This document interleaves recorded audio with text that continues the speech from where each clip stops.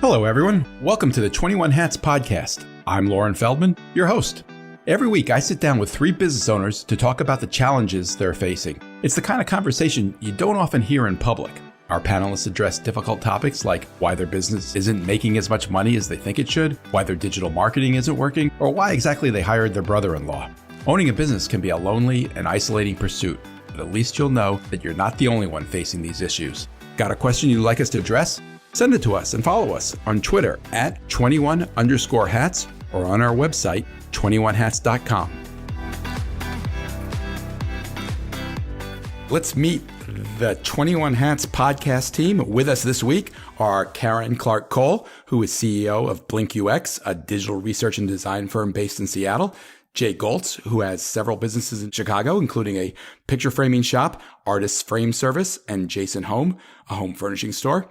And Laura Zander, CEO of Jimmy Bean's Wool, a digital version of a neighborhood yarn shop that is based in Reno, Nevada, but who's joining us today from Texas. Laura, we're going to start with you. You've had a lot going on lately. In the last couple of weeks, you've been to Vietnam, China, and Texas. What's going on? You know, as you mentioned, we're the digital version of a yarn shop, and we also have a retail brick and mortar store. And it has been a crazy couple of years trying to figure out how to survive in this retail market. So what we are doing and hoping it will work is we have started to acquire some of our suppliers and some of the brands that we sell to increase our margin, to be able to do some of the design and kind of reimagine some of these brands and give some of these brands new life. So we bought in May a company that made knitting organizers and crochet organizers that was based in Vietnam. So I went to go visit my partner there. And then I bought a company that does all the manufacturing out of China last year. And so I've been visiting China frequently and manufacturing different handbags for knitters and crocheters there. Was that a company you had a relationship with? Yeah. You know, it's the knitting industry. It's the yarn industry. And so you become friends. And having been in this for 17 years, it's a creative industry. And I've had lots of friendships with most of the suppliers and most of the brands that we carry.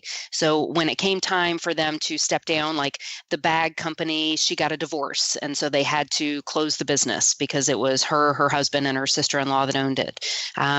The organizer company, she was a CPA by trade and not a knitter. And when her lease came up after 10 years, she just decided to go back to, the corporate world. And we had been friends and had spent lots of time together. And so she called and asked if we would take it over. And then on Wednesday, I bought our biggest supplier, which is a yarn company based in Texas, and they hand dye yarn here in Texas. The owner has been ill, developed MS about a year ago, and has just not been able to come to work, and particularly on a regular basis. So I asked them if I could possibly take over. And I did as of Wednesday. Laura, you claimed before that you wanted to stay small. That doesn't sound very small. It is small in the grand scheme of things. We're not you. Yeah. You know what? That's amazing. I love it. You started this by saying, and I wanted to put some more meat on these bones, you said survive the retail market. Yes. What I'm in. So you'd have to understand that this isn't about wanting to grow big. It's about changing your business to stay relevant and have a business model that you're still in business. So you can't afford to just sit tight because the world's changing. I'm going to assume that when you say survive the retail world, I'm assuming you're getting lots of online competition now. Yeah, absolutely. Yes. And a lot of the brands that we've historically carried are disappearing. People are either aging out, they're tiring out, and they're the new brands that are coming up to take their places are all selling direct. So we just, and some of the brands that we've carried for years and years, and let's say somebody that we've sold $50,000 worth of their product in a year, well, they're now going direct because that's what they need to do to survive. And they're cultivating direct relationships. And so our sales for that brand are down to $10,000. Our revenue has gone down. So how do I replace that? And we're discovering that we have to figure out how to replace it on our own. So the answer is, it's not that you're growing, you're evolving, which is That's brilliant. So, I think what you're saying is you're not growing, you're evolving. And it's the same thing I had to go through in that years ago, 20 years ago already, I started importing frame moldings from Italy and Spain.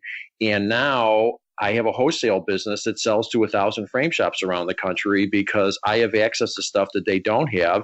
And we're getting more design driven. And I'm just probably 10 years ahead of where you're at because you just started getting pressure from the internet. I've had pressure from baby boomers basically slowing down the framing they were doing. So Laura and Jay, how are you guys funding these acquisitions? I didn't have any acquisitions. I just did it from internal organic growth. Okay. Laura? Huck's college fund. Huck is your son. You have a college fund? Wow. And he's 10, so it had gotten kind of big. Yeah, actually, great question. This is the first time that we've had to go to the bank. And we're taking out a loan. That's great. Yeah. Well, it's great that you're not giving away equity. It's kind of great and it's maybe not great, but it is what you got to do. Yeah, we've just personally reinvested back into the company. But we're going to transition. We just took a small PayPal, like they have, capital that you can take, and then you just pay it based on your PayPal sales. They just take, I think, like 30% of your sales to pay it back. Wow. So, yeah, we're going to borrow a little bit. We're going to leverage a little bit so that we can reduce our personal risk just a teeny bit. That's how we're doing it. Have you considered getting some VC money in exchange for equity? We have considered it, yeah, many times, to be honest. Doug and I, we are entrepreneurs, and we don't want to have to report to anybody is what it boils down to. And we have just decided that it's not worth the stress of having somebody that we have to report to. So if we can figure it out, and even if that means that we grow a little bit slower and maybe it's not the wisest decision, it helps us sleep a little bit more at night. Like I said, I'm 15 years ahead of you.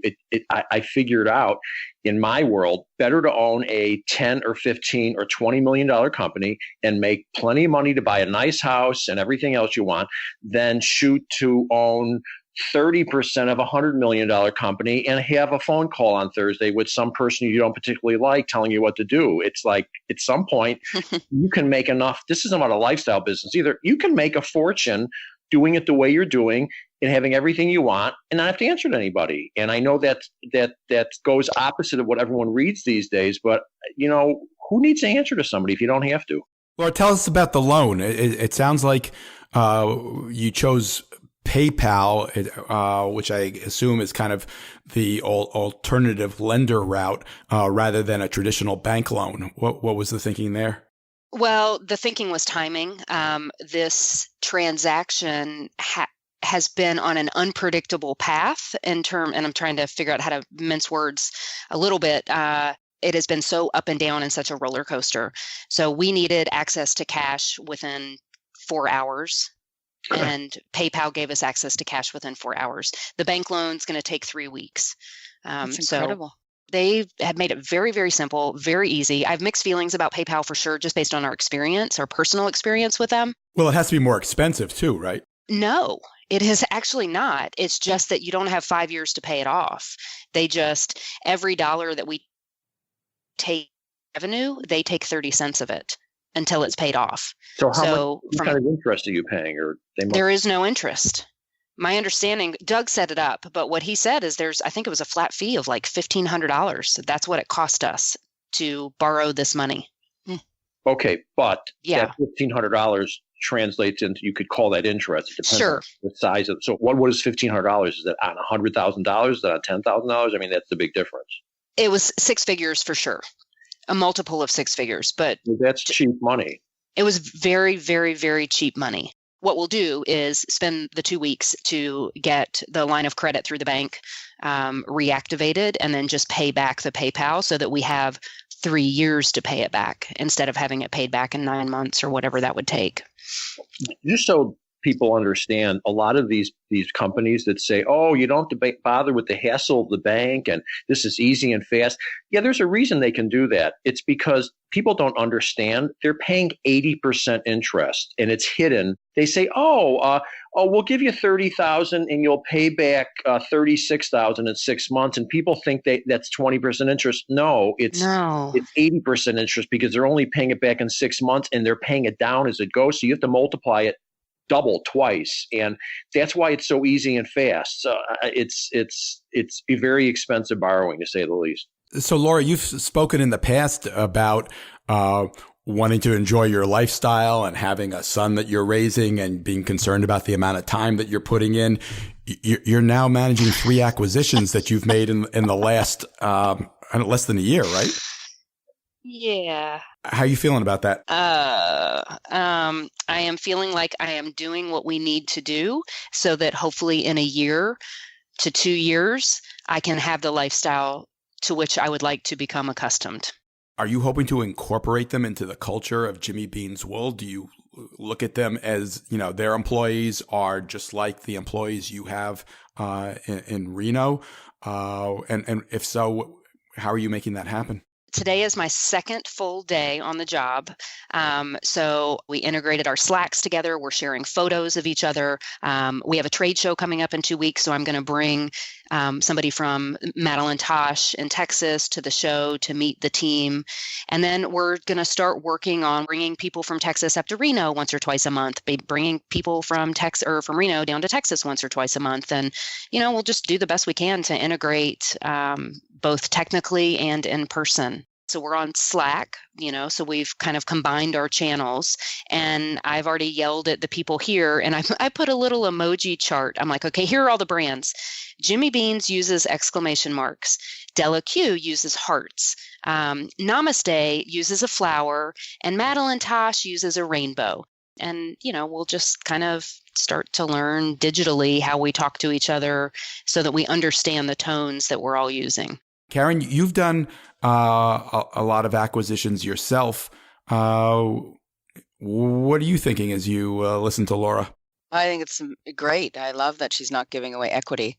And I've never heard of the PayPal route. And I think it's because we're not in a product selling business. So I think that kind of funding hasn't been available to us. But we as well have not taken any VC or equity type of money and have done our acquisitions using a pretty big line of credit at the bank. And so that's based on our receivables. For us, it is limited on our capacity to do work. So we can't borrow beyond the work that we're doing, but sometimes our receivables take 60, 90, 120 days to come in. And so that's a long time for a cash flow perspective to hang on. So the bank helps us ebb and flow with that. And then they gave us a separate acquisition line of credit, essentially, based on the receivables of the company that we're buying.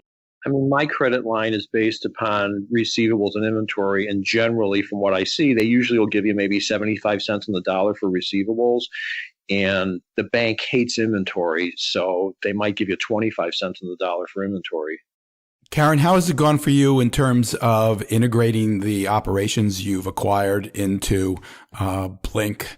What have you done to try to, build a cohesive culture across these additional businesses? Yeah, it's a big full-time job for us. So as consultants, we really want the companies that we've bought, and there's about 5 of them altogether, I think 5 or 6. We want to have one Blink quality of service for our clients. And so it's really important that we're all speaking the same language, and we make sure of that before we even consider acquisitions. And similar to Laura, they're companies that we've worked with before. We know them quite well. And so that the integration is much easier in that case. But we have a cultural framework that I developed about 5 years ago with who's now our chief culture officer. She was a consultant to us at the time. And she helped me develop this framework when we were growing from, we were probably 30 or 40 people, and I knew that we were going to start growing more quickly. And I needed a way to describe the culture that we had. So you could walk in the office and there was a great energy. There was just a feeling that was sort of a je ne sais quoi, and no one really knew how to define it. And we certainly didn't have a language around it, and we didn't know how to cultivate it. And so as we're about to get bigger, I knew it was important that if we were going to nurture it and grow it, we had to have a way to talk about it. We had to have a way to hire for it, to fire for it. And that began with understanding what is it about the culture that's causing these people to thrive and feel happy and do great work and give great service to our clients. So we developed this framework, and it has 6 pillars in it. And we really, it's the Holy Bible here. So we manage towards it. So all of our management team get training in how to look for these things and how to nurture them. And it's a big part of our hiring as well as our firing. Honestly, it gives us really clear criteria when somebody's not meeting the bar. So when we buy a new company, we really start with this, we explain it, and then we start creating a framework around it gradually for the company.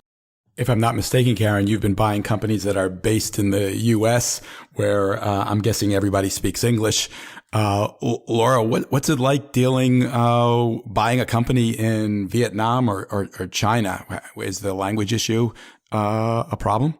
It's not a problem. It's a challenge. I mean, it's exciting. I've been trying to learn a little bit of Vietnamese and a little bit of Mandarin, and learn some Hindi because I do a lot of work in India as well. So I love it. Having to communicate very carefully, and strategically, makes me slow my brain down a little bit.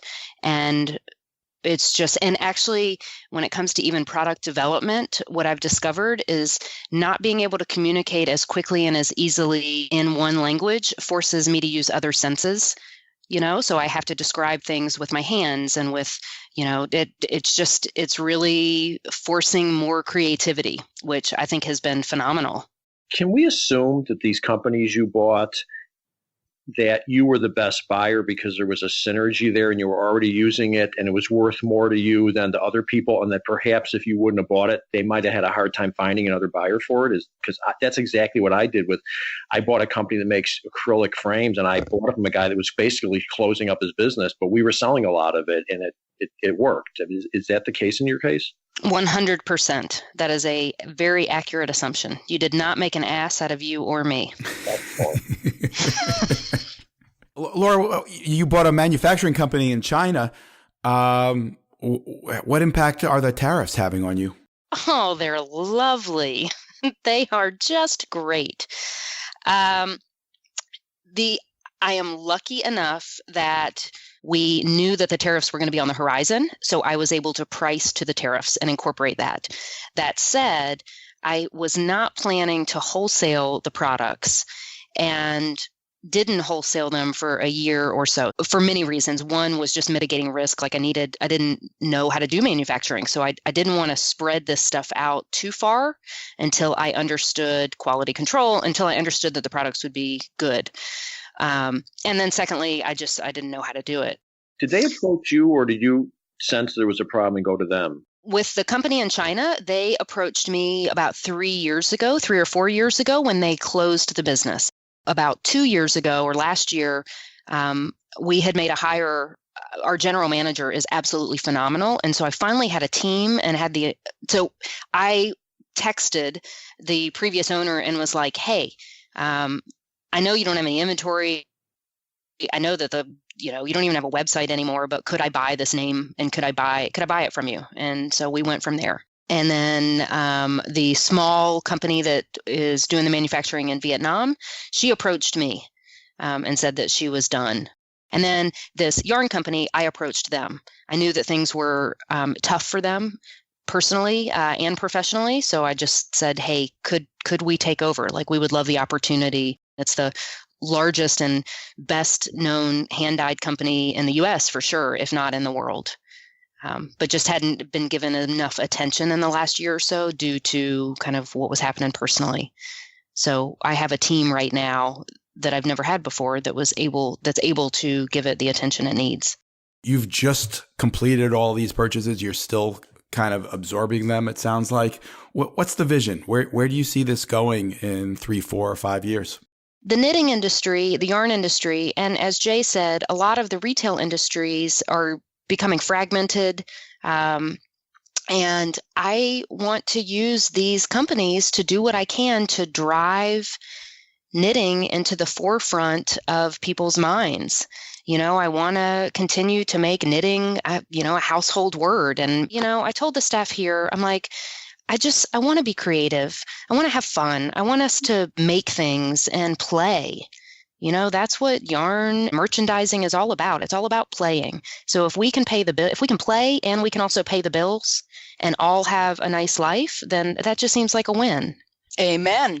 As time passes and we keep having these conversations, we will talk some more about how that's going. But thanks for sharing. Really an exciting time, and I appreciate your letting us in on what you've been going through. Karen, let's move on to something else. I asked you guys to think a little bit about talking about something that you've really struggled with. Is there something that, in all the years you've been doing this, that you're still trying to figure out? Yeah, resourcing. And I don't think it's ever going to go away. I've sort of come to that conclusion. And for us, that means assigning people to projects that are a good fit for them, that they're excited about, that where they'll be successful, and doing that back to back, year over year, with 140 people. And the trick is project teams vary depending on what the project work is. They vary in how many people you need and the skill set that you need and how long the project goes on for. Some are a couple of months, and some are a couple of years, and some are a few people, and some are 6 to 10 people. And for us as a consulting company, we bill out our time, and we're usually billing in fixed fee. But then we have to sort of look at it as, in terms of hours, we need to bill 40 hours a week for each person to pay the bills, because when we're not billing out somebody's time to a client, then we're paying for it. And so when you add that up, for multiple hours for multiple people, we call that bench time. It's extremely expensive for us, and it comes really right out of the bottom line. And so we're always looking for creative and different ways to manage that and mitigate it with scheduling people. So you want to schedule, they come off a project, and then the next day they really ramp back up onto another project. But how do you do that with giving people a break, and they got to clear their heads? What happens that reminds you this is a struggle for you? When it's a daily conversation still after 20 years. With who? Everyone in the company. I mean, it's just sort of what we all talk about constantly. I have weekly reports. We have a resource manager whose job it is to do this full time. And then we have general managers who also have to watch out for this full time. And then we have various other people who are looking at this constantly. And particularly, we have a group of people, the most senior people in each of our practice areas, so design, research, strategy, engineering, who are assigning the right people on these projects. And so they're also looking like who's available, who's the best fit. And it's just sort of a massive puzzle piece. And so daily, there isn't a day that goes by, I think, that somebody doesn't talk to me about it in one way or another, or I'm not asking somebody. And maybe I could stop asking.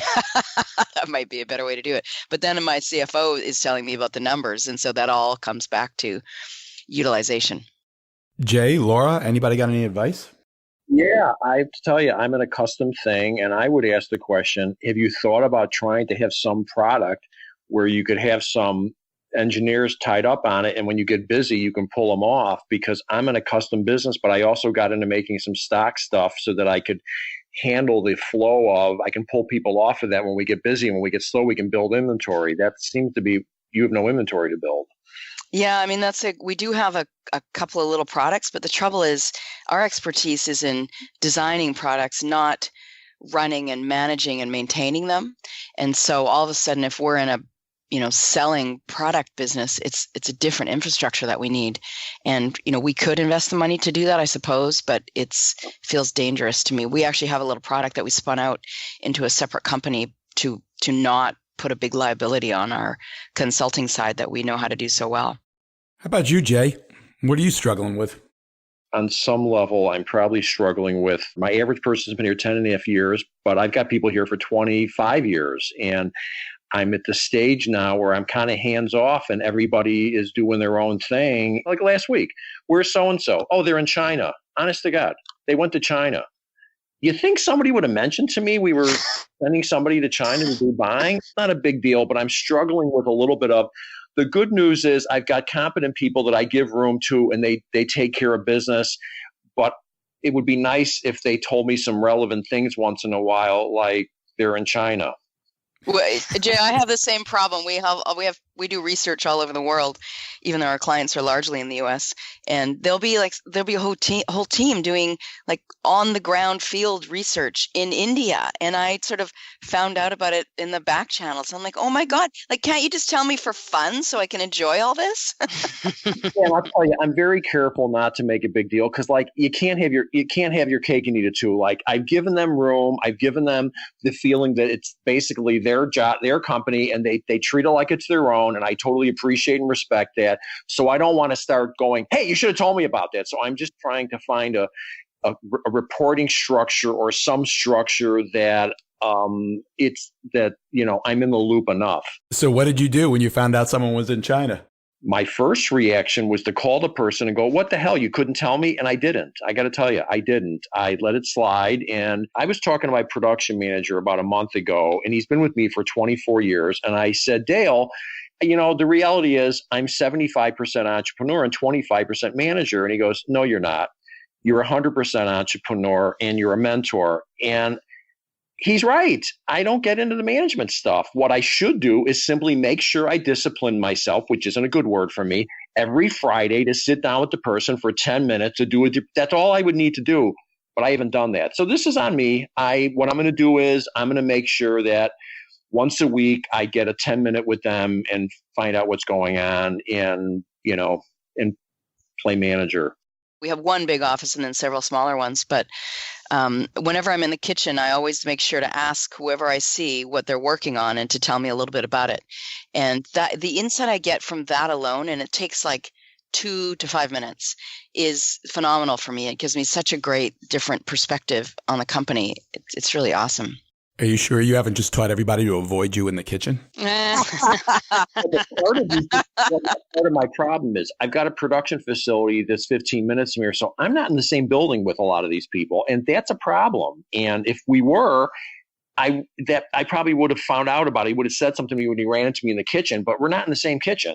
Do you have a routine where you go visit the facilities? Yes, every Friday I go there for the production meeting, and I need to just discipline myself when I'm done with the production meeting to go upstairs and talk to the person I'm talking about, and I'm going to start doing that. In the time we have left, I'd like to talk about a news item that I think is relevant to each of you, since you all have websites. Recently, the Supreme Court declined to hear a petition from Dominos, who'd been sued by a potential customer saying that their website wasn't accessible to handicapped people. Domino's took this case all the way to the Supreme Court, hoping not to have to adjust their website. And the Supreme Court declined to hear the case. So that means that the decision not to hear the case was a loss for Domino's, and a win for disability advocates. It means that businesses will have to deal with this. I've read a number of stories about the actual litigation. But I have no idea how big a deal this is, whether most websites are compliant or not, how expensive it is to make one compliant if it's not compliant. And I'm curious how the three of you are looking at this. Karen, this is kind of the business you're in. Let's start with you. What's your reaction to this? Sure. I think it's great. I mean, obviously, I can see how a corporation doesn't want to be told what to do, but the reality is it's absolutely critical and essential. Disabilities don't just include the sort of ones that might come top of mind. We have a huge aging population. They have trouble with mobility, with hand and eye coordination. They have trouble seeing, hearing, speaking in some cases. And then we have a whole huge population of people who are illiterate. And, they like pizza too. So compliant is checking the boxes. Yeah, we've got the alt tags. We've got these various other little things, which cost money to implement if you do it after. If you do it while you're building a website, it's virtually no additional cost. You have to have a plan in place for it. But there's all kinds of things that a company like Domino's could do when a huge part of their population, it's delivery service. So they could be really catering to all kinds of people with various disabilities and really knocking it out of the park and paving the way and having a great example. Could you give us a feel for the expense here? You said the expense is, almost nothing if you build it in when you're building the site. But if you have to go back, how expensive is it to make it compliant, or how expensive is it to go beyond that and make it innovative in your term? Sure. If you're innovating, you need to do it while designing. So you can't retrofit innovation. Right. But and because that really involves thinking differently, right? How do you solve a problem in a different kind of way? But in terms of, I'm making this up, but it's probably anywhere in the range from, I don't know, $10,000 to $20,000. Depends how big the site is and how complicated it is, for sure. But if you're going in and just putting in some compliances, that's it's different. But I'm sure the price could go way up too. You're missing a piece of this puzzle. The piece of the puzzle you don't have is some law firm sued them. Trust me, this is how it works. This isn't about disability advocates. This is about law firms that do nothing but sue everybody who have websites for money. And for all you know, they had $1 million lawsuit against them, and that's why they went to court. And that's what's going on with. And that's, Lauren, from our perspective, as a relatively small business that is online and built our site 17 years ago, and whose chief developer happens to be, my husband and co-owner, the principle totally makes sense. Like, I couldn't agree more. Absolutely, 100%. But this has affected us, like, almost to a personal level, because all of a sudden the opportunity cost of Doug has had to spend, it took him 3 weeks, so that 10 to 20 grand, in terms of development time. Well, for a business like ours, that's a part-time employee. That's one person that now can't pull and ship orders or can't take pictures and put them on the site. Doug had to spend 2 or 3 weeks trying to figure out what the rules were because nobody could tell him. He went to the ADA site, and the ADA site's not ADA compliant. And to learn that the enforcement is not going to be done by the governing agencies, but by lawsuits is really scary. What prompted you to look at it, Laura? Did somebody sue you, or? Yeah, absolutely. Yeah, we got a letter.